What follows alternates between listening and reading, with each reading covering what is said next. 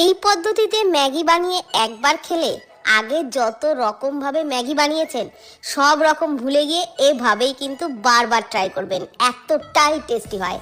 তো 4 packet Maggi আমি গরম জলের মধ্যে দিয়ে সিদ্ধ করে তারপর জল থেকে তুলে রাখলাম। আর ম্যাগি তুলে কিন্তু ঠান্ডা জলে ভালোভাবে ধুয়ে জলটাকে ঝরিয়ে রেখেছি।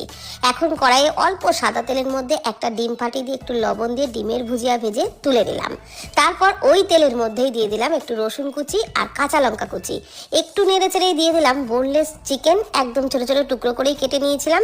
একটু নেড়ে চেড়ে দিয়ে দিলাম আদা রসুন বাটা, নাড়াচাড়া করে চিকেনটাকে ভালো করে ভেজে নিয়ে পেঁয়াজ কুচি দিয়ে দিলাম গাজর কুচি, নাড়াচাড়া করে একটু ভেজে নিলাম।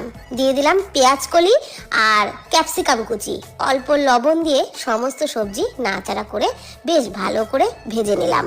দিয়ে দিলাম 1 চামচ সয়া সস, নাড়াচাড়া করে একটু ভেজে নিয়ে সিদ্ধ করে রাখা ম্যাগি, ভেজে রাখা ডিমের ভুজিয়া আর ম্যাগি